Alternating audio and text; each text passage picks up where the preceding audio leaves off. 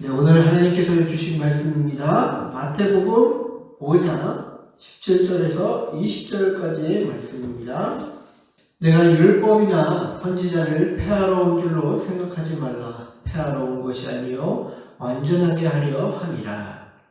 이제로 너희에게 이르노니 천지가 없어지기 전에는 율법의 일점 계획도 결코 없어지지 아니하고 다 이루리라.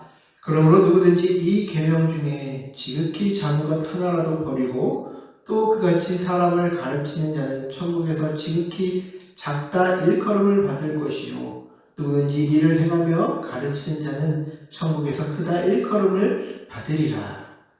내가 너희에게 이르노니 너희가 성경과 바리새인보다 더 낫지 못하며 결코 천국에 들어가지 못하리라. 아멘. 네, 오늘 말씀은 율법을 완전케 하시기 위해 오신 예수님이라는 제목을 가지고 여러분들과 함께 말씀을 나누고자 합니다. 예수 믿는 사람들이 오늘의 본문을 보시면 거의 대부분 떠올리시는 생각은 이런 것일 것입니다. 예수님이 율법을 완전하게 하신 것처럼 우리도 신앙생활을 하면서 어떤 영적으로 또 도덕적으로도 완전한 성도들이 되는 것이 중요하다라는 것입니다. 그런데 우리는 교리적으로도 또 도덕적으로도 또 경험적으로도 이런 것을 봤을 때 우리에게 율법을 온전히 지키는 것이 불가능하다라는 것을 압니다.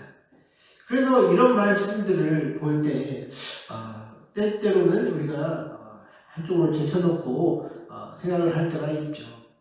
그러나 우리가 이런 말씀을 쉽게 또 넘어갈 수 없는 것은 우리에게는 참으로 큰 도전과 또 궁금증을 낳게 하는 본문이 또 이런 종류의 본문이다라는 것이죠. 왜냐하면 지금은 은혜 시대인데 굳이 율법을 우리가 그 시대의 율법을 생각할 필요가 있을까라고도 많이 생각을 하는데, 근데 오늘 본문을 보시면 천지가 없어져도 율법의 1.1획도 결코 없어지지 않을 것이다 라고 말씀을 하셨고, 우리의 의가 서기관과 바리새인보다 더 낫지 못하면 결코 천국에 들어갈 수 없다 라고 말씀하기 때문입니다. 결국 오늘날까지 하나님은 율법을 폐하신 적이 없기 때문에 우리는 어떻게 보면 이 문제를 반드시 짚고 가야 된다는 것이죠. 그래서 우리는 대림절 두 번째 시간을 맞이하는 이 시점에서 예수님이 율법을 온전케 하셨다라는 것에 대한 의미를 살펴보고 우리에게 요구하셨던 서기관과 바리새인의 의가 무엇인지 한번 살펴보고자 합니다. 왜냐하면 예수님은 이를 위해 이 땅 가운데 오셨다라고 말씀하시기 때문입니다.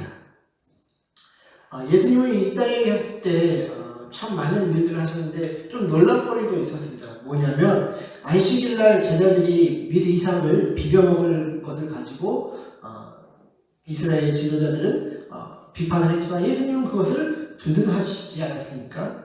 또 안식일날 어떤 일도 하지 말라라는 유대인들의 어떤 법이 있었지만 안식일날 회당에서 손 많은 사람을 고치시며 많은 일들을 하셨습니다. 또한 사람들이 부정을 탄다라고 해서 가까이 하지 않았던 세리와 죄인들의 집에 들어가셔서 함께 식사도 하셨다라는 것이죠. 이때 많은 사람들이 예수님의 어떤 이런 행동을 보고 웅성거렸을 것입니다. 안식일에 하지 말아야 할 일들을 예수가 한다고 사람들은 웅성웅성했을 것입니다. 그러나 사람들은 크게 대꾸 못하는 것이 그가 하는 일은 어떻게 보면 또 선해 보였고 또 사람들에게 필요한 일들을 예수님이 했기 때문에 크게 또 대꾸도 못했습니다. 그러면서 동시에 하나님의 율법을 어기는 사람처럼 비춰졌다라는 것이죠.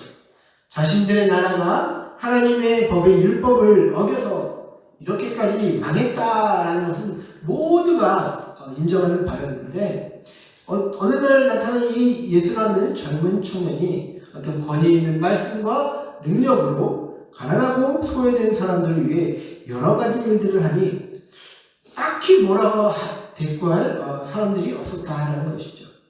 그래서 예수님을 흔히 율법 파괴자다라는 인식을 사람들이 가지고 있었다라는 것이죠. 왜냐하면 자신들이 하나님 앞에 행해야 할 것들을 무시하고 어떤 색다른 논리와 또 가르침으로 사람들에게 다가갔기 때문입니다. 그런데 오늘 예수님이 자신이 이 땅에 오신 이유를 말씀하고 계시죠. 무엇입니까? 율법과 선지자를 폐하러 온 것이 아니라 그것을 완전하게 하기 위해 오셨다라고 말씀을 하십니다. 그렇다면 이 율법과 선지자가 의미하는 것은 무엇일까요, 여러분? 흔히 율법이라고 하면 유대인들은 구약의 모세오경을 이야기합니다. 또 이 선지자라는 말은요, 율법을 해석하여 이스라엘 백성들의 죄를 고발한 구약의 역사서들과 어떤 예언서를 가리킨다는 것이죠. 따라서 이 율법과 선지자의 의미는 바로 구약 성경 전체를 가리킨다라는 것입니다. 여러분, 구약 성경의 스토리는 간단하잖아요. 하나님의 율법을 맡은 백성들이 그것을 지키지 않음으로써 인해 하나님의 심판을 받은 그런 이야기가 구약 성경의 이야기입니다. 쉽게 말하면 율법이란 그것을 지키면 하나님의 복과 또 보호를 받게 되지만 지키지 않게 됐을 때는 바로 심판과 징계의 대상이 된다는 것이죠. 따라서 오늘 이 말씀하셨던 구약 성경이 말하였던 율법의 요구를 완전하게 하시겠다라는 것은 율법의 요구였던 징계와 심판까지도 예수님이 완성하시겠다라는 그 의미를 가지고 있는 것입니다. 어떤 행위가 아니라 율법의 요구였던 징계와 심판까지 감당하겠다라는 것이죠. 그래서 우리들이 완전함이라는 이 용어에 대해서 오해하게 되는 것은 우리가 인간이 어떻게 보면 열심히 있는 자들은 항상 잘 해야겠다라는 의무감이 있기 때문입니다. 사람이라면 항상 어떤 것을 잘 해내고자 하는 그런 열망이 있잖아요. 그런데 하나님 앞에서 우리가 완전하게 사는 것이 불가능한 것 아니겠습니까? 그래서 나름대로의 기준을 세워놓고 또 규칙을 따르고 선한 일을 하면서 사는 것이 우리 인간들의 어떤 열심이다라는 것이죠. 그런데 이런 규칙을 따르고 행위를 요구하는 신앙은 율법주의 또 도덕주의에 빠지기 쉽다라는 것입니다. 성경의 세계에서 서기관과 바리새인들이 그렇게 심하게 욕을 먹은 이유는 바로 이런 것 때문이다라는 것이죠. 자신들이 정해놓은 규칙과 법칙을 가지고 하나님의 뜻을 다 해야겠다고 생각했기 때문입니다. 구약 성경에서 율법을 주신 하나님의 마음과 생각은 이해하지 못한 채 인간들이 세워놓은 어떤 기준과 또 규칙들로 인해 사람들은 또 고달프고 또 힘든 생활을 하게 되는 것이 오늘날과 또 그 당시 세계도 다르지 않았다라는 것이죠. 저는 이번 주에 우루과이에 선교를 가신 한 선교사님과 이제 통화를 하게 됐습니다.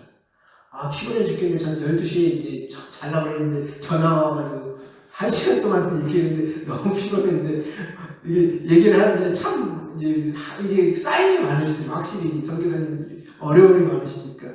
그래서 이런저런 이야기 하다가 자신이 우루과이에서 처음으로 겪었던 이야기들을 마음의 고통을 이야기하시더라고요. 자신이 이제 우루과이에 이제 선교를 하러 가셨는데 이제 선임 선교 그 자리에 있던 선임 선교사님은 이제 은퇴가 얼마 안 남아서 그런지 이제 매너리즘에 빠져서 선교와 관련된 거의 일들을 처리하지 않고 있다고 얘기를 하시더라고요. 그리고 이제 제대로 관리가 안 되니까 성교비든 이런 것들이 막 아무데나 빠지게 되는 것이죠. 특히 이제 자기가 참 멀쩡했던 게 성교비가 다른 이제 중간 역할을 하는 이제 사람이 있는데 이런 사기를 치는 그런 중간 단계에 있는 사람한테 흘러가서 교회에 어떤 돈도 빵꾸 가다 보면 이런 일들이 발생을 했나 봅니다. 그래서 자기가 참다 못해서 그냥 들이받았다라는 것이죠. 그런데 그렇게 하고 나니까 솔직히 마음이 편하겠습니까? 밀려오는 자책감과 또 마음의 어려움이 자기를 사로잡았다 합니다. 거기서 좀 더 참을 걸, 거기서 그렇게 쏟아내지 말걸 그렇게 하면서 말입니다. 동시에 또 사역에 대한 부담과 또 하나님 앞에서 많은 사람을 전도하지 못했다는 그런 죄책감 같은 것들이 자신을 굉장히 힘들게 했다라고 이야기를 하시는 거예요. 그렇게 마음의 어려움을 갖고 계시는데 하나님께서 이제 은혜를 주시길 이런 외적인 일들에 대한 부담과 또 내적인 좌절들은 하나님이 주신 것이 아니다라는 그런 마음을 주셨다는 것이죠. 그리고 좀 더 하나님과 천천히 함께 보조를 맞춰 걸어가는 것을 하나님이 원하신다라는 것을 깨닫게 되었답니다. 그래서 기도와 묵상 가운데 자신도 모르게 하나님의 어떤 그런 생명이 물이 차오르는 듯한 그런 느낌이 들고 그렇게 물이 이제 어떤 생명의 물이 차니까 이것이 흘러나가는 그런 것을 경험하게 됐다는 것이죠. 설교를 준비할 때도 억지로 짜내는 것이 아니라 이렇게 채워주시는 은혜 가운데 그것을 흘려보내는 그런 어떤 은혜를 경험하게 되었다라고 하시면서 하나님의 은혜가 어떤 것인지 다시금 깨달았다라고 이렇게 저한테 얘기를 하시더라고요. 여러분들 신앙이 좋다고 하는 사람들 중에 이런 죄책감, 어떤 후회, 낙심에 빠져보지 않은 사람은 없으실 것입니다. 오히려 이런 것이 없다면 하나님을 사랑하는 마음이 없다고 저는 그렇게 생각이 드는데요. 우리들은 하나님의 일을 하고 또 어떤 생활을 하게 될 때 자신이 하나님 앞에 온전해지기를 항상 꿈꿉니다. 그리고 그렇게 살지 못했다고 생각이 들 때 크게 좌절하고 낙심도 하게 된 것이 우리의 인간의 모습이다라는 것이죠. 저는 그것은 당연한 것이라고 생각합니다. 하나님의 은혜를 알고 그의 영이 살아있는 사람은 항상 살아있는 양심을 가지고 있기 때문에 죄를 범하며 어떤 하나님과의 관계가 끊어졌을 때 우리의 양심이 그렇게 반응하기 때문이죠. 그래서 하나님이 생각하시는 죄의 기준은 어떤 우리의 행위에 있는 것이 아니라 마음의 의도에서부터 있다라고 분명히 우리에게 알려주시지 않았습니까? 그래서 이 땅에 있는 모든 사람들은 이런 율법의 기준에 의해 심판받아야 할 마땅한 사람들이고 형벌을 받아야 할 위치에 있는 사람이다라는 것이죠. 그러므로 그 어떤 기준을 통해서도 우리는 구원도 천국의 소망도 얻을 수 없는 자들이다라는 것이죠. 이 땅에서 아무리 선하게 산다 하더라도 말이죠. 자, 그러면 여러분 여기서 한 가지 우리가 또 질문이 드실 것입니다. 그렇다면 착하고 선한 행위는 필요 없는 것일까요? 라는 그런 질문입니다. 실제로 여러분 마틴 루터가요 이 믿음에 의한 은혜에 의한 하나님의 구원을 얘기했잖아요. 근데 이 마틴 루터의 그 말년에 젊은이들이 방탕하고 방종한 생활을 하면서 믿음으로 은혜를 방종의 근거로 삼는 것 때문에 호행이 정말 많았다고 합니다. 정말 자기가 종교개혁을 일으킨 걸 가지고도 참 회의가 느꼈다라는 말도 있더라고요. 하나님의 은혜를 믿으면 되니 자신들의 어떤 삶의 행동은 주력지 않다라는 것이죠. 육체를 위해 마음껏 쾌락을 즐기라 하는 것과 마찬가지다라는 것이죠. 여러분들은 어떻게 생각하십니까? 예수님이 율법의 요구를 모두 만족시키셨기 때문에 우리들은 그 은혜를 믿음으로만 받아들이면 되고 아무것도 우리는 하지 않아도 된다라고 여러분들 생각을 하십니까? 자, 이런 극단이 있고 극단 반대로 한번 좀 생각을 해봅시다. 우리는 이런 말을 합니다. 우리는 선자는 넘어질까 조심하라 라는 그런 말씀이 있죠. 그래서 우리는 항상 넘어질 것이 두려워서 오히려 전전긍긍하고 어떤 금욕적인 생활을 하게 됩니다. 즐거움을 다 끊어야 돼. 우리는 넘어질 줄 모르니까 항상 두려워하고 긴장하면서 이런 걸 다 끊어야 돼 하면서 금욕적인 생활을 해야 한다고 생각을 해봅시다. 근데 이것도 또 아니란 말이죠. 그래서 우리는 항상 이렇게 금욕적인 생활과 어떤 방탕한 삶 가운데 이러지도 저러지도 못하고 어정쩡하게 사는 게 바로 예수 믿는 사람입니다. 그리고 차라리 불교 같은 게 저는 믿기 쉽다라고 얘기하는 게 뭐냐면 가르침이 명확하거든요. 야, 이거 해라, 뭐 저거 해라, 뭐 하지 말아야 된다, 살생하지 말아야 된다, 뭐 그런 분명한 어떤 가르침이 있잖아요. 근데 기독교의 가르침은 어떤 사람은 또 이렇게 얘기하고 저런 사람은 또 저렇게 얘기하고 말하기 때문에 사람들이 헷갈리고 예수 믿는 게 어렵다라고 느껴진다라는 것이죠. 여러분들은 어떻게 생각하십니까? 예수님이 우리를 대신하여 율법을 완성시키셨으니 그거 생각하지 말고 마음껏 자유를 누리자 부류입니까? 아니면 그래도 혹시 모르니 이것저것 다 하지 말고 금욕적으로 사는 게 맞다라고 생각을 하시는 분들입니까? 그래서 성경은 이에 대해서 분명히 얘기하고 있죠.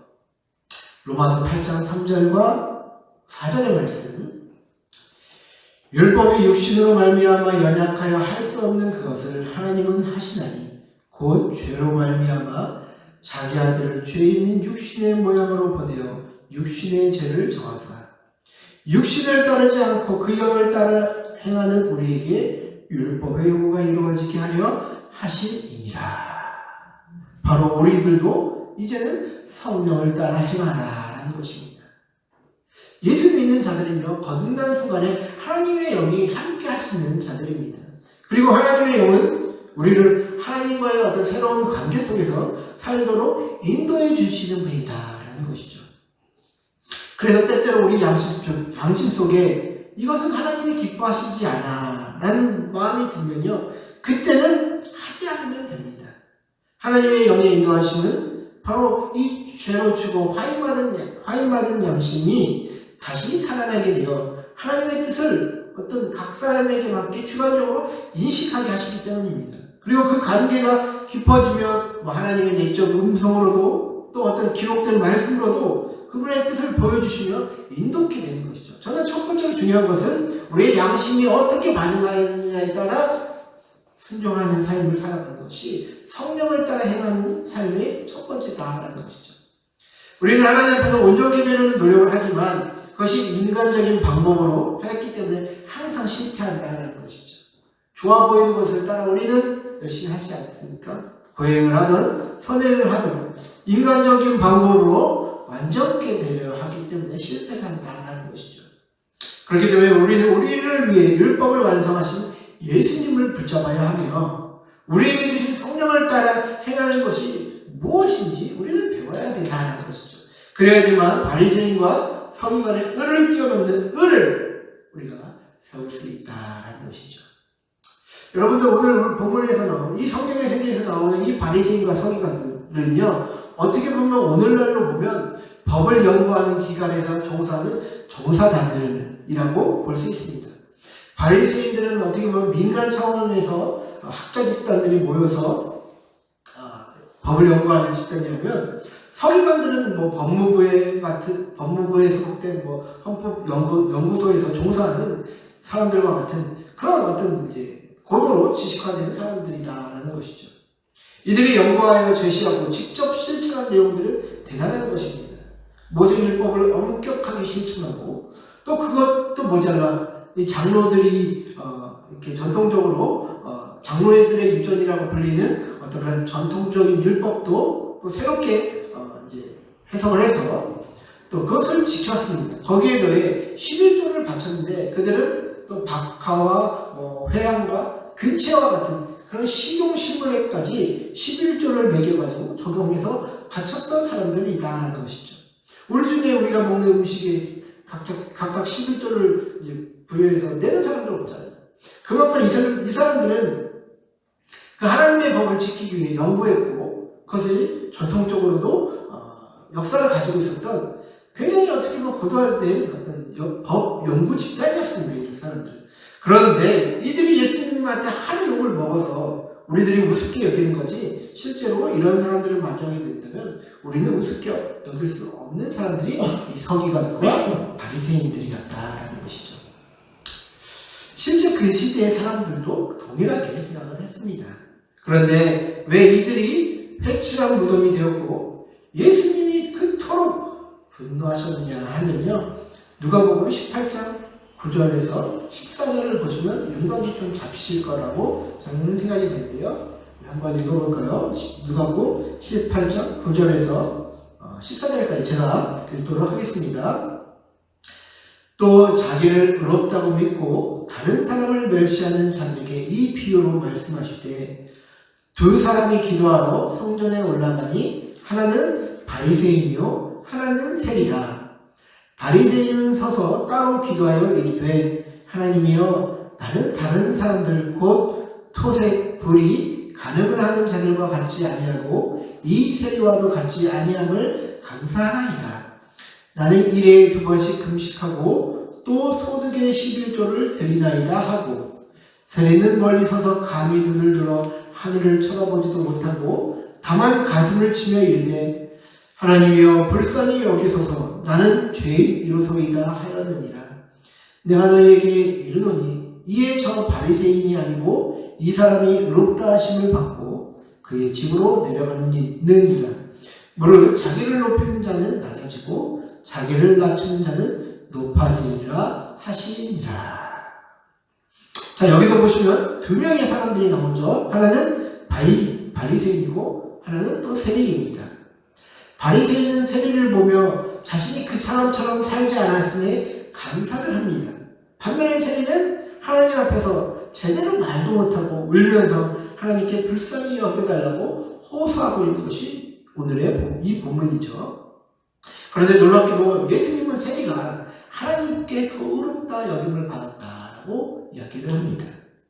여러분, 이것이 상식적으로 이해가 됩니까? 바리새인은 누가 봐도 훌륭한 사람이었습니다.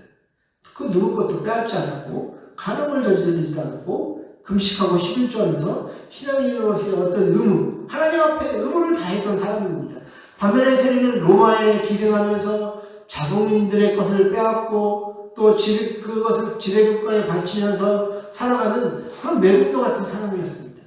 그래서 그는 하나님 앞에 자신의 죄의 어떤 삶의 어떤 문제를 알기 때문에 말도 못하고 울면서 자신의 처지를 한탄하고 있는 것이죠. 우리가 봤을 때 누가 훌륭한 사람입니까? 당연히 바리새인이죠. 그런데 예수님은 오히려 세리가 하나님 앞에 의롭게 여겨졌다라고 이야기를 합니다. 왜 하나님과 우리의 생각에 차이가 있는 것입니까? 그것은 인간들 스스로 설정해 놓은 기준을 놓고 만족하고 있기 때문이다라는 것이죠. 바리새인들은요, 자신들 나름대로의 표준을 설정해 놓고 그것에 대해 만족하고 있습니다. 그리고 그 기준을 하나님도 옳게 여기실 것이다 라고 믿고 있다라는 것이죠. 그러니 세리와 같이 형편없는 자들을 볼 때 얼마나 하찮고 저 인간들은 표준 미달이다 라고 여기며 살았을까요? 반면에 세리는 자신도 압니다. 자신이 하나님의 표준에 한참 못 미치는 사람이라는 것을 압니다. 그래서 오로지 하나님의 은혜만 구할 뿐이다 라는 것이죠. 자, 여기서 중요한 사실은 우리들 모두에게 필요한 것은 하나님의 자비하신 은혜만이 그 기준이 된다는 것입니다. 바리새인들은 자기 만족에 빠진 것 때문에 더 이상 하나님의 자비도 은혜도 필요 없다 느꼈습니다. 그들은 의에 목말라 하지 않았다는 것이죠. 자신들이 규칙으로 정해놓은 것들을 이해하면 자신들은 스스로 의로운 자리에 오르는 자들이 바로 바리새인들과 서기관과 그때 당시 지도자들이었다는 것이죠. 그러나 하나님의 기준은 절대 그렇지 않습니다. 그들은 회칠한 무덤처럼 겉으로는 문제없어 보였으나 그 마음은 악취가 썩어 문드러진 자들이 바로 그들이었다는 것이죠.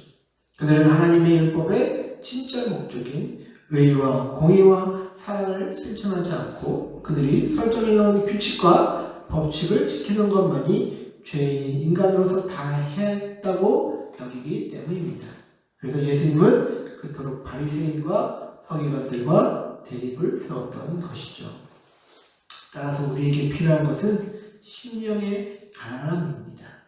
우리가 하나님의 은혜에 얼마나 목말라 하고 있습니까?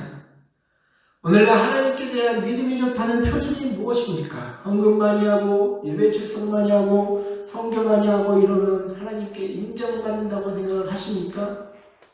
가난한 중에 자기가 드릴 수 없는 중에 감사한 마음으로 드린 자들은 받으실 것입니다. 그러나 그런 어떤 그냥 기준만 정해놓고 하는 것은 하나님 기뻐하시지 않는다는 것이죠.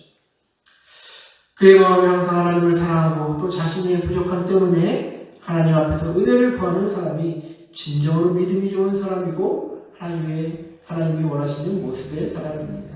이러한 심령의 가난함이 있는 자들이 하는 기도는 하나님이 응답하시고 이러한 자들이 드리는 예배는 하나님이 함께 찾는 것입니다. 우리에게 다시금 이런 은혜가 회복되기를 소원합니다.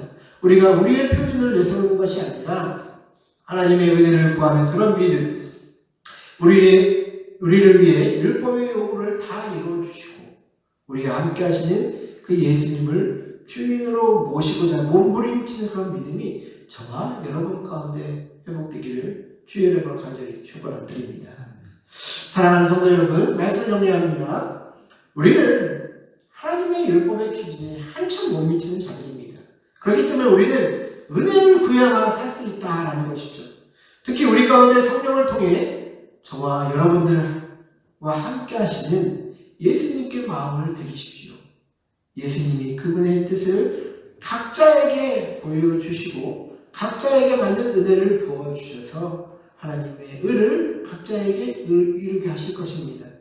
예수 탄생을 기념하는 이 절기 가운데 믿음 안에서 예수님과 관계가 더욱더 깊어지시는 저와 여러분들 되시기를 주의 이름으로 간절히 축원드립니다.